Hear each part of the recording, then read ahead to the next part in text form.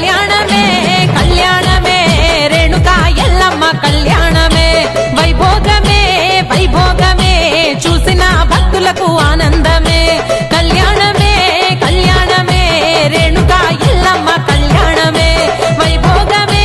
వైభోగమే కోట్లాది భక్తులకు ఆనందమే